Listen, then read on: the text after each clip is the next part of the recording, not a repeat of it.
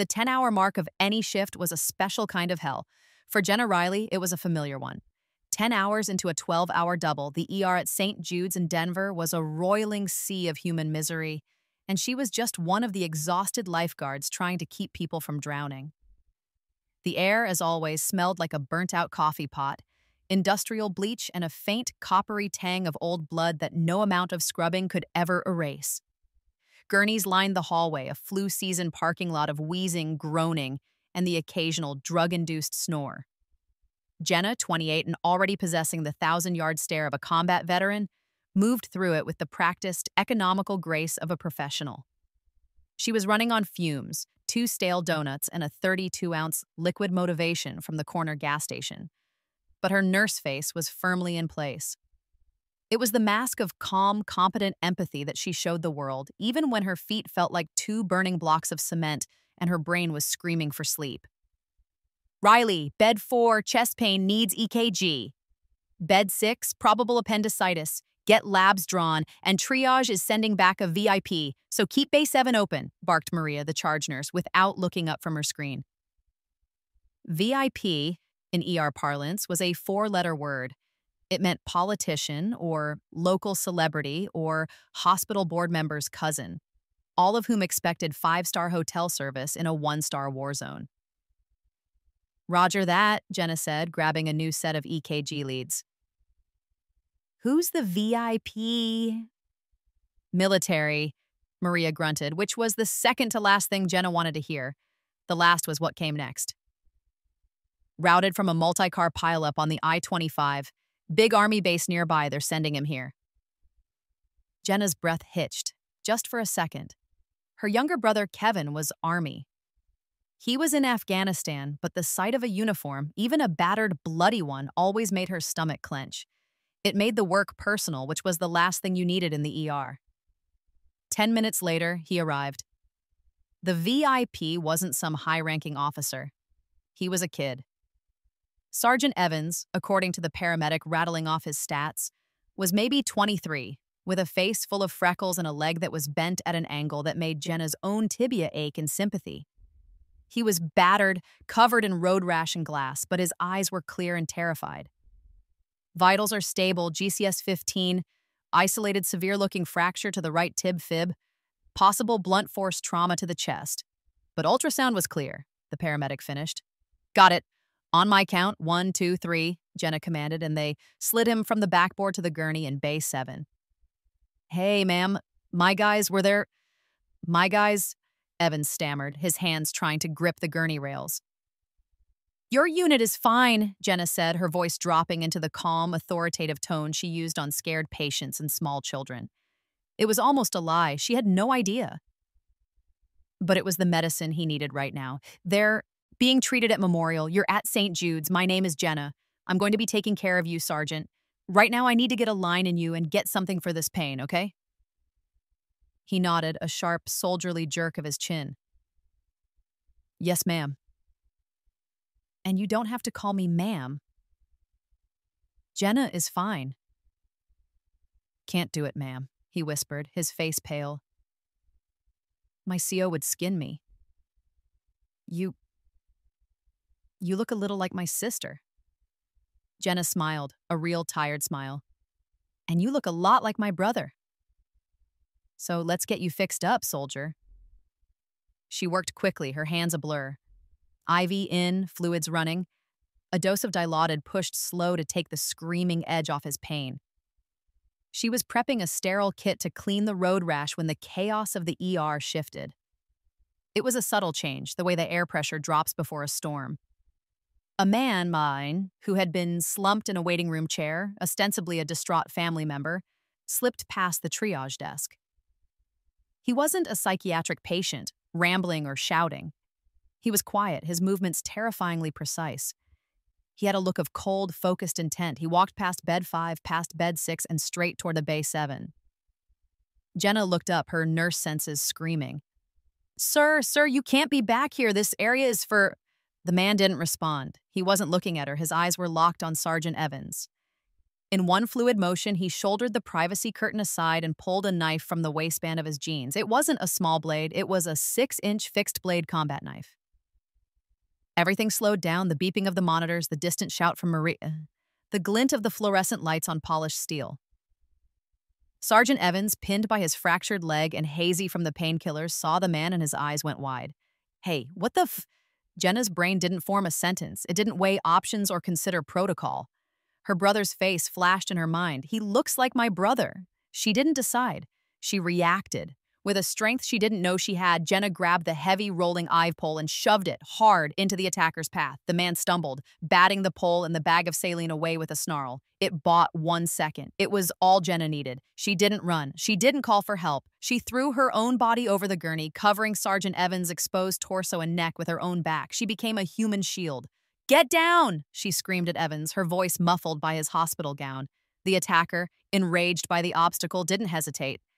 He fell upon her, his arm rising and falling in a rapid, brutal flurry.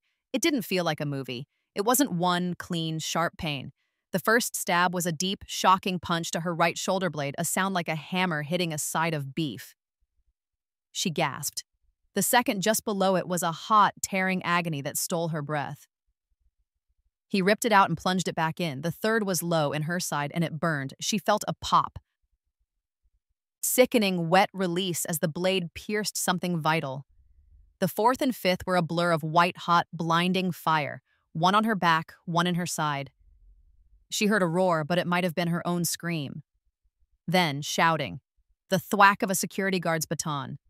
The deep guttural, "On the ground, now, drop the weapon," from 2 cops who'd been processing a DUI. The weight on her back was gone. She was still draped over Evans, her body trembling, her scrub top clinging to her with a terrifying warmth. She tried to push herself up, to say something, to see if Evans was okay, but her arms wouldn't obey. A profound, hollow cold was spreading from her side. Ma'am, Sergeant Evans was shouting, his voice thick with panic. Oh God, she's— Nurse, Jenna! Jenna slid bonelessly off the gurney and onto the linoleum floor.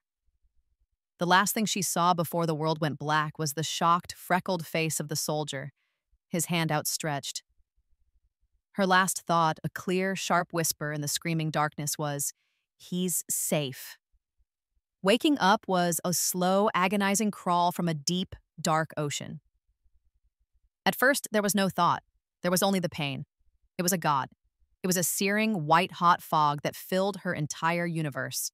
It wasn't the sharp, specific pain of the stabs. It was the deep, orchestral agony of their aftermath. Her entire right side, from her shoulder to her hip, was a constellation of fire.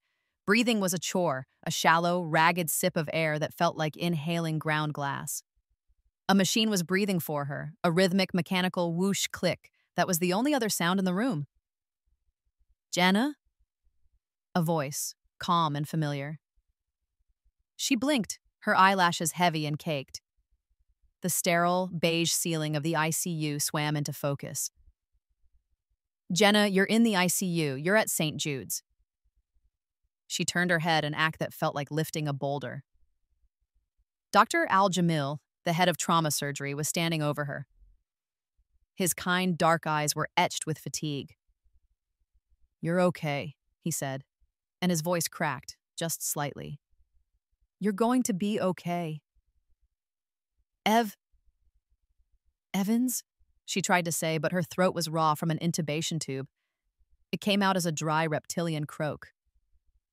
"Sergeant Evans is fine," Dr. Al-Jamil said, anticipating her question. "He's more than fine. He's safe. Thanks to you." He held a small cup of water with a straw to her lips, and the cool liquid was the best thing she had ever tasted. You're a hero, Jenna." "What?" "You've been out for about 16 hours, he explained, his voice gentle. "You were in surgery for 6. You're lucky, Jenna. Incredibly lucky. The man who attacked you, man, he knew what he was doing." He ran down the list of her injuries like a grocery receipt. 5 stab wounds, 2 cracked ribs, One severed intercostal artery, that's where you lost most of the blood, and one punctured your right lung. We had to reinflate it. You've got about 40 stitches, 100 staples, and a chest tube draining. Your pleura. But nothing was hit that we couldn't fix. You're going to be sore for a long, long time, but you'll make a full recovery. Lucky. It was a strange word for what she was feeling. She was a landscape of violated territory, a map of pain. But she was alive. Dr. Al-Jamil squeezed her hand. The police are here. A detective. Do you feel up to talking to them? They've been waiting. Jenna nodded, a tiny, barely perceptible movement. She was a nurse. She knew the drill. Cops were part of the process. But the man who walked in was not the kind, concerned officer from a TV drama. He was tall, wearing a cheap, rumpled suit, and he looked like he hadn't slept. But not in the way Dr. Al-Jamil hadn't. This man looked like he was permanently annoyed by the world. He introduced himself as Detective Miller, and he flipped open a small, dog-eared notebook. He didn't ask her how she was feeling. Jenna Riley, he said, not a question. He clicked his pen. Right, so I just need to get your statement on the events of last night. Okay, Jenna whispered. The painkillers were already starting to wane, replaced by a dull, heavy throb. So, in your own words, what happened when the assailant entered the emergency bay? Jenna tried to explain. She talked about her nurse sense, about the man's focused intent, about the knife. Miller just scribbled, his expression bored. And at what point did you decide to intervene? Miller asked, his tone flat. Decide? I didn't decide. He was going to kill Sergeant Evans. I reacted. Miller looked up from his notepad, his gaze flat and accusatory. Why did you intervene, Ms. Riley? You're not security, you're not law enforcement. The question hung in the sterile air. It felt like an accusation. I'm a nurse. My job is to protect my patient, she said, a new, cold kind of confusion seeping in. Your job, Miller said, his pen tapping the notepad, is to render medical aid. Security's job is to handle physical threats by inserting yourself into the situation you escalated it. Escalated. The word hit her like a slap. He stabbed me, she said, her voice trembling, not from pain, but from this sudden, bizarre injustice. Right, and he's in custody, Miller said, snapping his notebook shut as if the matter was closed. But you realize you contaminated a crime scene by throwing the IV pole, by draping yourself over the other victim. You made forensics' job a lot harder. We've got your blood mixed with the Vicks blood on the assailant, your fingerprints all over the gurney. He sighed, a long-suffering sound, as if she were the one inconveniencing him. Your actions, while whatever, they caused a major disturbance and pulled resources. We had to call in 3 extra units for hospital-wide security. Jenna stared at him, dumbfounded. The fog of the Dilaudid was thick, but not so thick that she couldn't understand what he was saying. He was blaming her. He was treating her like a complication, a problem in his paperwork, not a victim, not a hero. Is that all? She finally whispered, the fight draining out of her. For now, Miller said. He stood up, tucking his pen into his breast pocket. We'll be in touch if we need to clarify your statement. He walked out without a word of sympathy, without so much as a get well soon. Jenna was left alone in the sudden, deafening silence, punctuated only by the whoosh click of the ventilator and the slow, steady beep of her heart monitor. She was a hero, Dr. Al-Jamil had said. She was an escalation, Detective Miller had said. A single hot tear traced a path from the corner of her eye into her hairline. The pain in her side was nothing compared to the cold, creeping dread that was starting to bloom in her chest. She had done the right thing. She knew it. She'd saved a life. So why did she feel like she was the one who had done something wrong? She must have drifted off because the next time she opened her eyes, the light in the room had changed. It was late afternoon. Her ventilator was gone, replaced by a nasal cannula, and the pain— oh God, the pain was back. A roaring, angry beast kept at bay by a button she could push for Dilaudid. She pushed it. The door to her ICU room creaked open, just a crack. It wasn't a doctor, it was Maria, a young nervous-looking nurse's aide who Jenna had been training. "Maria?" Jenna croaked. Maria slipped into the room, her eyes wide. "Oh my God, Jenna, I'm not supposed to be in here. Management? They told everyone you're on strict isolation. No visitors to let you rest." "Management?" "Mr. Davies," Maria said, and her face soured. "The risk management guy. He's been walking the floor telling everyone no comment to the press." "The press?" Jenna's world was tilting. "Jenna, you're all over the news. They're calling you the Angel of St. Jude's." Maria's eyes were shining.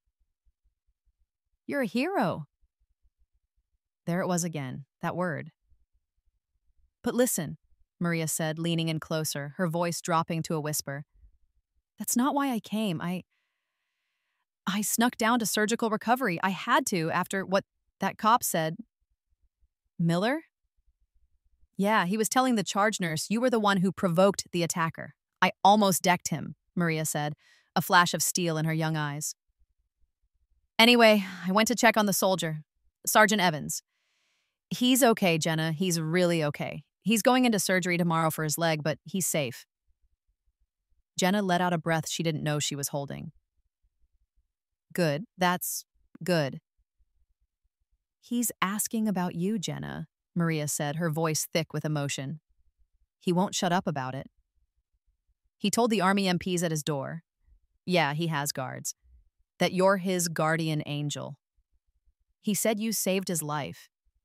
He said you're the bravest person he's ever met." The tears came again, but this time they were different. They weren't from pain or confusion. It was a release. Maria was right. Miller was wrong. The world wasn't upside down. "Thank you, Maria," Jenna whispered, gripping the aide's hand. "Thank you." "You get some rest, hero," Maria said, squeezing back. "We got your back." She slipped out of the room, leaving Jenna alone with the beeping monitor and the fading Dilaudid. But she wasn't alone. She was a hero. She was a guardian angel. She held on to that thought, a piece of warm, solid ground in the churning, cold sea. Jenna had just passed the 24-hour mark when her real visitors arrived. She was starting to feel fractionally human. They had removed her chest tube, an agonizing procedure that felt like a hot poker being ripped from her side, but she was breathing on her own and the pain was settling into a dull, manageable bonfire. She was even tentatively planning to try and sit up in a chair, a Herculean effort she was both dreading and craving. The door to her ICU room opened, not with the hesitant creak of an aide or the confident rap of a doctor, but with a smooth, soundless swing. Two men entered. The first was Mr. Davies, the hospital's director of risk management. Jenna had only seen him from a distance, usually during mandatory, mind-numbing safety in the workplace seminars. He was a tall, thin man in a suit that was worth more than Jenna's car. His salt and pepper hair was perfectly coiffed, and he wore a pair of thin, rimless glasses. He radiated an aura of expensive cologne and cold, sterile spreadsheets. He was smiling, but the smile didn't reach his eyes. It was a lawyer's smile. The second man was the one who made her heart sink. Dr. Croft, the chief of emergency medicine. Croft was a doctor's doctor, a man Jenna had personally respected and admired for years. He was the one who taught her how to intubate, the one who bought the whole ear pizza on nights when they lost a patient they shouldn't have. He was her boss. He was her mentor. Today he looked pale, uncomfortable, and he wouldn't meet her eyes. He was staring intently at the linoleum floor as if it held the secrets of the universe. "Jenna," Mr. Davies said, his voice a smooth, polished baritone. He didn't call her Ms. Riley. He used her first name, a calculated, disarming familiarity. He didn't ask how she was. He didn't mention the 5 gaping, stapled wounds in her body. He pulled the visitor's chair over, the one Maria had sat in, and sat on the edge of it as if he were about to spring a trap. "Jenna, we have a serious situation." Dr. Croft flinched at the words. "A situation?" Jenna said, her voice hoarse. The Dilaudid was making her head fuzzy, but an alarm bell was going off loud and clear. What situation?" "The attacker is in custody." "He is," Davies said, nodding, steepling his fingers. "And that's good. But the situation I'm referring to, Jenna, is the one that happened in Bay 7. The one you were at the center of." I was protecting my patient," Jenna said, a note of defensiveness creeping into her voice. She hated how weak she sounded. "So you've said," Davies replied, his smile unwavering. "But Jenna, what I'm here to discuss is the ramifications of your actions. We've reviewed the preliminary reports, we've spoken to Detective Miller, and we've spoken to Dr. Croft."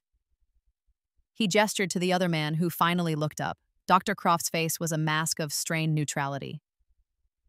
"Jenna," he said, his voice low, "we have protocols for a reason." "Protocols?" Jenna looked at him, bewildered. Dr. Croft, he had a knife.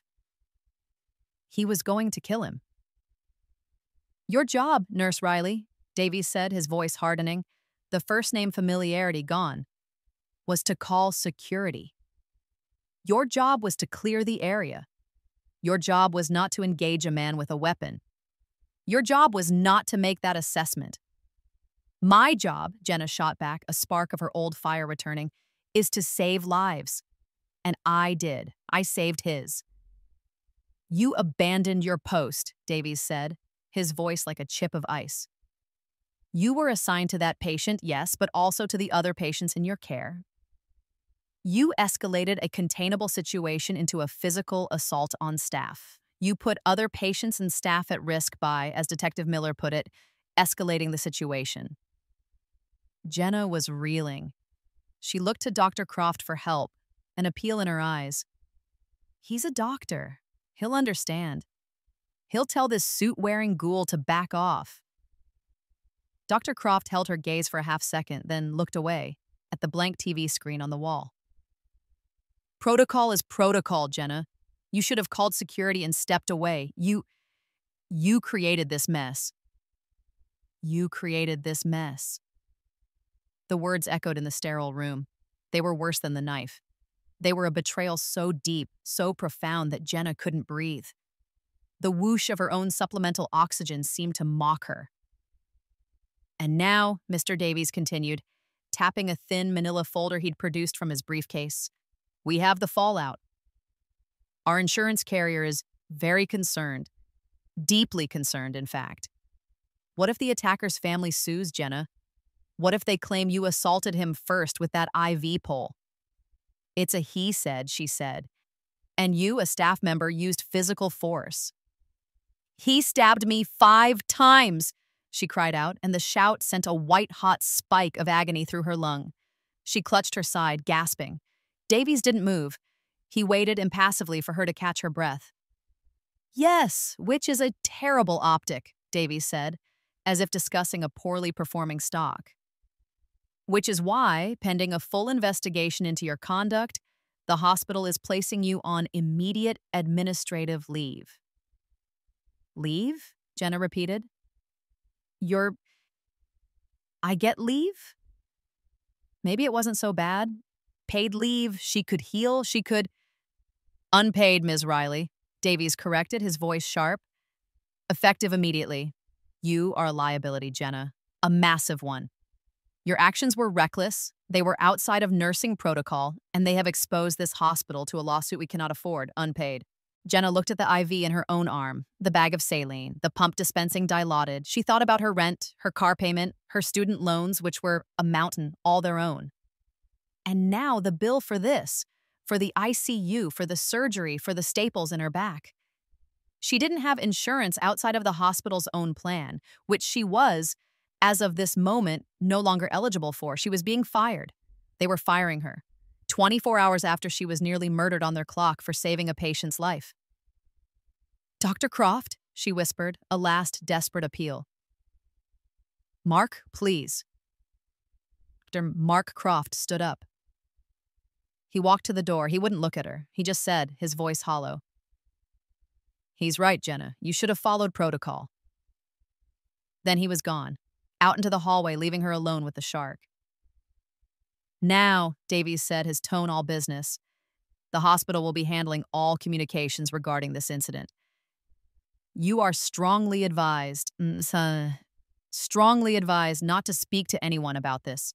Not your friends, not your coworkers, and especially not the media. It would only complicate your position." "My position?" Jenna said, her voice a dead, flat monotone. "My position is that I'm a nurse lying in a hospital bed after being stabbed 5 times. What other position is there?" "The position of an employee under investigation for gross negligence and breach of conduct," Davies said, standing up. He placed the manila folder on her bedside table next to the half-empty cup of water. "That's your separation paperwork and a list of COBRA insurance options. I suggest you look into them." He turned and walked out of the room, leaving the door open behind him. Jenna stared at the folder. It was a pale, beige, bureaucratic cancer. She was alone. Truly, utterly alone.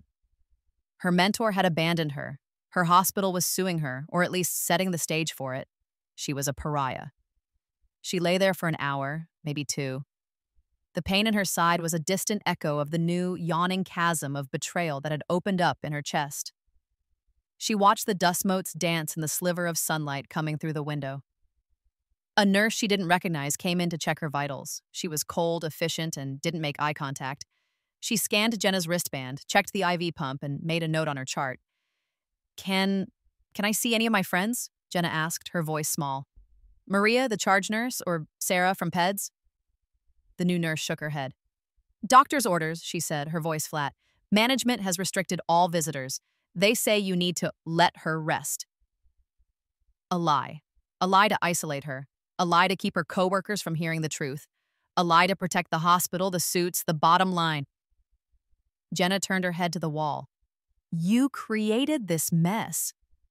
Dr. Croft's words, "You are a liability." Mr. Davies' words, "You escalated it." Detective Miller's words, they were all in agreement.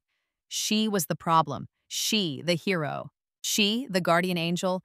She, the girl with staples in her back and a hole in her lung, was the one who was wrong. The 3rd day was the worst. The isolation was absolute. The Dilaudid pump was gone, replaced by oral Percocet that barely touched the pain and left her in a thick, cottony fog.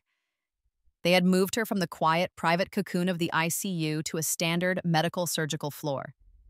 The room was dimmer, the paint was peeling, and the nurses, when they came at all, were brisk and brief.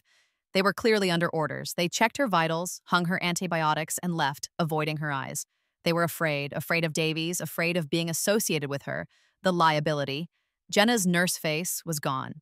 She was just a patient now, and a problematic one at that. Her only link to the outside world was the small, 19-inch television bolted to the wall opposite her bed. She hadn't had the energy to turn it on, but now, in the crushing silence of the late afternoon, she fumbled for the remote. The clicker was greasy, and the power button was worn down. The TV flared to life mid-broadcast. It was the local Channel 4 news, live at 5. "And in our top story," said the anchor, a woman with bright blonde hair and a somber expression, "we are following the latest on the shocking incident at St. Jude's Hospital. We're getting an official statement from the hospital itself." Jenna's heart hammered against her sore ribs. Finally, the truth. The anchor read from the teleprompter. "St. Jude's Hospital has released the following statement. An incident at St. Jude's involving a patient and a staff member is under investigation. We are cooperating fully with law enforcement. Our hearts go out to all involved, and we are committed to a full review of our safety protocols to ensure the continued well-being of our patients and staff." Jenna's blood ran cold. A staff member, a patient, an incident. It was so vague, so sterile, so corporate. They had erased her. She wasn't Nurse Jenna Riley who saved a man's life. She was a staff member. The attacker wasn't a man who tried to murder a soldier. He was just involved. But, the anchor continued, leaning forward with a conspiratorial air, a source inside St. Jude's who wishes to remain anonymous tells Channel 4 that the situation is more complex. Oh no. According to our source, the anchor read, her brow furrowed, the staff member in question, a nurse, may have violated protocol. We're told the hospital is now reviewing all staff actions that may have contributed to the unfortunate escalation. Escalation. There it was. The word, Miller's word, Davies' word. Now it was the world's word. They had done it. Davies and Croft. They had leaked their version of the story. They were painting her as the problem. Jenna's breath came in short, painful gasps. This wasn't real. This couldn't be real. The news anchor switched to a field reporter, a young man standing in front of the hospital. He was interviewing a patient's family member who said, "Yeah, I heard the nurse, attacked the guy first or something." Crazy. A small window popped up showing the local paper's online comment section. Typical nurse, probably rude to him first. Why wasn't security there? Sounds like the hospital has a lawsuit on its hands. She's probably suing the hospital for millions. They always do. I heard from my cousin who works there that she's unstable. Fired. The room was spinning. The walls were closing in. They weren't just firing her, isolating her, betraying her. They were smearing her. They were destroying her reputation, her career, her name, all to protect themselves from a lawsuit. She was in agony. Her lung burned. Her side felt like it was splitting open. Her career, the one she had worked so hard for, the one that defined her, was a vapor. Her reputation, which she had guarded so carefully, was now public garbage. She had saved a man's life. She had taken 5 knives to her back, and in return, she was fired. She was abandoned. She was publicly shamed. Jenna Riley dropped the remote. It clattered to the floor. She fumbled for the call button, trying to get a nurse, anyone, to come, to tell her this was a nightmare, to bring her something for the pain, the physical pain, the emotional pain, any of it. But no one came. She was on strict isolation, after all. Jenna curled onto her uninjured side, a move that sent lightning bolts of agony through her body. She buried her face in the thin, starchy hospital pillow and did the only thing she had left to do. She broke. It wasn't a loud, dramatic wail. It was a series of dry, ragged, and excruciating sobs that shook her entire frame. She cried for her brother, for Sergeant Evans, for the mentors who had betrayed her, and for the career that was now a smoking ruin. She cried until the Percocet and the exhaustion finally dragged her back under into a black, fitful sleep. She wasn't a hero. She wasn't a guardian angel. She was a liability. She was an escalation. She was alone. 48 hours. It had been 48 hours, almost to the minute, since she had thrown her body over Sergeant Evans. Jenna was being discharged, not because she was healed, she could barely sit up without her vision tunneling, but because she was no longer a patient. She was a liability, and liabilities didn't get to keep multi-$1,000-a-day beds. A new nurse, one who looked like she was fresh out of school and hadn't yet been corrupted by the hospital's politics, was gently helping her into a pair of hospital-issued sweatpants. "Easy does it, honey," the nurse, whose badge read Chloe, whispered. You're the bravest person I know." It was the first kind word Jenna had heard from a staff member in a day, and it almost made her start crying again. "Thanks, Chloe," Jenna rasped.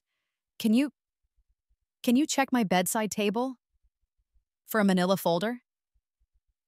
Chloe's face tightened. "This one?" she said. "This?" Holding it up like it was radioactive. "It was the first thing they told me about in report. Make sure she takes it with her." "Yeah, that's the one," Jenna said with a bitter laugh. Her separation paperwork, her discharge papers, and her firing papers, all in one neat, insulting package. She was trying to figure out how she would pay for the cab ride home, let alone the medical bills that were already piling up. "We have your back," Maria had said. But Maria was gone. Everyone was gone. That's when she heard it. It wasn't the usual hospital noise, the synthetic-soled squeak of nurses' shoes or the rumble of a food cart. It was a commotion. It started faintly down the hall, but it was growing. It was the sound of voices, one high and panicky, the other deep and calm, and underneath it, a new alien sound, the heavy, confident, rhythmic thud of polished leather on linoleum. The high, panicky voice was getting closer. Jenna recognized it. Mr. Davies. "This is a sterile floor," Davies was almost shrieking. You don't have authorization. This is a private hospital. I'm ordering you to—" "Son," a deep, calm, ironclad voice cut him off. The voice didn't shout. It didn't have to. It was a voice that was used to being obeyed, a voice that had probably commanded battalions. "I've been in actual sterile environments. We're going in. Stand aside." The door to Jenna's room burst open. It was a sight Jenna would replay in her mind for the rest of her life. Mr. Davies was in the hall, his expensive suit rumpled, his face a blotchy, terrified red. He was physically sputtering, his mouth opening and closing with no sound coming out, blocking his path. Standing at parade rest in the doorway was a massive soldier in army fatigues. He was an aide, and he was built like a vending machine. He was looking at Davies with an expression of profound, bored disappointment. And stepping past the aide into the room was the man who had spoken. He was in a perfectly pressed U.S. Army Class A uniform, the dark green one, reserved for formal, important business. Stars glittered on his shoulders. 1, 2. Jenna's vision blurred. No, it was 1. A single silver star. He was a brigadier general. His face looked like it had been carved from granite and left in the sun for 20 years. His eyes were a pale, piercing blue, and they swept the room in a single, assessing glance. The peeling paint, the half-packed bag, the young, terrified nurse, Chloe, and finally Jenna, pale and broken, clutching her stapled side. He was flanked by 2 military aides, one of whom was the man at the door. The general didn't look at Davies. He didn't look at Chloe. He walked straight to Jenna's bed. He saw the pain on her face. He saw the manila folder, the separation paperwork on her bedside table. His eyes hardened, and the temperature in the room dropped 10 degrees. He took off his hat, tucked it under his arm, and inclined his head. "Nurse Jenna Riley?" he asked. His voice was softer now, but it still held that core of steel. Yes, sir," Jenna whispered. "I'm Brigadier General Thorne," he said. "I'm Sergeant Evans' commanding officer." Mr. Davies, who had finally found his voice, tried one last time. "General, this is highly irregular. This patient is—" General Thorne turned, a slow, deliberate movement. He didn't raise his voice. He didn't have to. "Mr. Davies," he said, and the name was an accusation. "This patient is a civilian hero who saved the life of one of my soldiers. Your irregularity is not my concern." "What is my concern," he said, taking a step toward the administrator, "is the report I just received from Detective Miller's replacement." Davies' face went from red to white. "Replacement? Detective Miller has been removed from this case," the general said, his voice flat. "It's a federal matter now, and in about 5 minutes, 2 FBI agents are going to be in your office to discuss why your hospital anonymously leaked a false narrative to the press about a federal witness." Jenna's head snapped up. "Federal witness?" Thorne turned back to Jenna, his expression softening. He'd seen the confusion on her face. "He's here because Sergeant Evans told him everything." "Nurse," Gedke had said, "what you did 2 days ago was one of the bravest acts I have ever seen. You didn't just shield a soldier, you saved a key witness." He explained. "That wasn't a random attack, Ms. Riley. The man who stabbed you is part of a domestic terror cell. Sergeant Evans wasn't just in a pileup, he was being transported to testify against them. They've been targeting his unit. The pileup was a failed attempt to get to him. The attack in your ER was their plan B." Jenna's mind was racing, putting the pieces together. The attacker's precision, the Army MPs at Evans's door, Miller's strange, accusatory questions. "You didn't just interfere, Ms. Riley," the general said, his eyes boring into hers. "You prevented a targeted assassination on federal soil. You took 5 knives for a man who's about to bring down a major domestic threat. He turned back to Mr. Davies, who was now visibly trembling, and pointed a single, steady finger. Mr. Davies, this hospital is now part of a federal investigation. My team will be handling all further inquiries, and we will be speaking to everyone, Dr. Croft included. The name hung in the air. Dr. Croft, the coward, the betrayer. He was going to have to explain his protocol to a one-star general. Jenna almost smiled. Thorne turned back to Jenna, the anger gone from his face, replaced by a deep, profound respect. The United States Army and I are deeply in your debt. Your only job now, nurse, is to heal. Do not worry about anything else. He reached into his pocket. The Department of the Army will be covering every cent of your medical care. You'll be moved to the military hospital at Fort Carson this afternoon, where our best doctors will be taking care of you. He stepped closer. We have your back. He placed a heavy bronze-colored medallion on her bedside table, right on top of the separation paperwork. It was a challenge coin. That's from Evan's whole unit, he said, his voice quiet. He's already told them the story. They're calling you Saint Jenna. Jenna was crying, openly this time. Not from pain, not from fear, not from betrayal. It was relief. It was vindication. It was the overwhelming, crushing weight of justice arriving like a cavalry charge. Thank you, she sobbed. Thank you. We thank you, General Thorne said, giving her a sharp, respectful nod. He turned to his aide at the door. Sergeant, stay with Ms. Riley. Ensure she gets everything she needs and escort her to my vehicle when she's ready. You, he said, jabbing a finger at Chloe. Help her. You, he said, pointing at Davies. Get out of my sight. Go talk to the FBI. The general put his hat back on, gave Jenna one last nod, and walked out. In the hallway, Jenna heard his voice, the steel returning. Mr. Davies, a word and find Dr. Croft, now! The terrified, sputtering sounds from the administrator faded as they walked down the hall. Chloe, the young nurse, was crying too. Oh my God, she whispered. The large sergeant stood at ease in the doorway. He wasn't a guard to keep people out. He was a protector. Jenna, crying and laughing, her side screaming, reached over and picked up the heavy, cold coin.